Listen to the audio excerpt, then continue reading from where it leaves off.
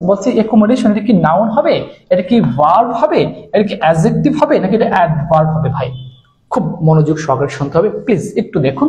আমি যদি এদিকে একটু লেখার চেষ্টা করি যে TION শন, এটা কি হবে, এটা কি হবে, এটা হবে বলেন তো। তারপরে আমি এদিকে বললাম যে আপনার SION কি হবে, এটা এইদিকে আমি যদি বলি অ্যাকশন কি হবে ভাই, অ্যাকশন, অ্যাকশন। আমি এদিকে লিখলাম যে কনফিউশন, হ্যাঁ কনফিউশন। আমি এদিকে লিখলাম যে ANCE, ঠিক আছে। আমি লিখলাম কি অ্যাটেন্ডেন্স, অ্যাটেন্ডেন্স DANC অ্যাটেন্ডেন্স।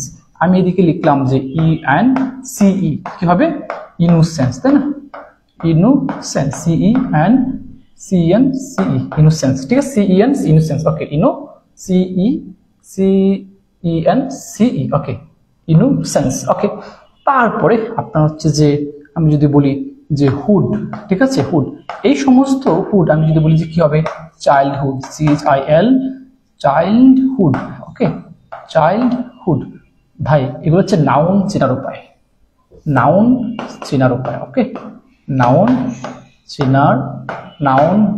চেনার কি সেটা উপায়, নাউন চেনার উপায়। এটাকে আমরা বলতে পারি কি সাফিক্স, সাফিক্স সাফিক্স সাফিক্স, অথবা এটাকে আমরা বলতে পারি যে কি ভাই বিভক্তি, হ্যাঁ বিভক্তি, বা আমরা বলতে পারি যে প্রত্যয়, ওকে বিভক্তি বা প্রত্যয় কি হয়, শব্দের শেষে যুক্ত হয়। শব্দের শেষে যদি শন থাকে, যেমন উদাহরণ অ্যাকশন SION শন, যেমন কনফিউশন যেমন ANCE, যেমন অ্যাটেন্ডেন্স ANC আছে, যেমন ENC যেমন ইনোসেন্স, যেমন হুড যেমন চাইল্ডহুড, অথবা আমি এদিকে লিখলাম হচ্ছে আপনার ম্যান্ট। এগুলো যদি থাকে শব্দের শেষে তাহলে সেটা কি হবে, সেটা নাউন হিসেবে রূপান্তরিত বা নাউন হবে, আমরা সেটাকে নাউন বলবো।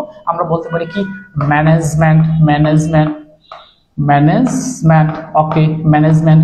এদিকে আমরা বলবো যে এজ যদি থাকে এটাও কিন্তু নাউন হবে, যেমন ম্যারেজ MARRIA ম্যারেজ, ওকে। এবার আমরা যদি বলি যে আপনার নেস যদি থাকে কোন শব্দ শেষে, যেমন কাইন্ডনেস, এটা নাউন হবে কি সেটা ভাই কাইন্ডনেস, ওকে। আমরা যদি বলি কোন শব্দের শেষে শিপ থাকে সেটা কিন্তু নাউন হবে, যেমন কি ভাই সেটা হচ্ছে যে ওনারশিপ,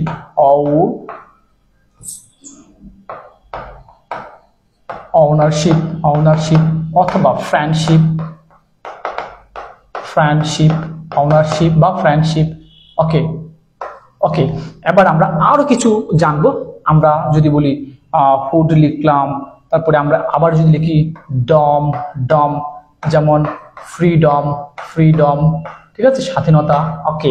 আমরা আবার যদি লিখি যে আমি এদিকে লেখার চেষ্টা করছি TY যদি থাকে, ঠিক আছে, যেমন সেফটি, সেফটি এগুলো কি ভাই, এগুলো হচ্ছে যেমন ইউনিটি, যেমন ইউনিটি এগুলো কি ভাই, এগুলো হচ্ছে নাউন, ওকে।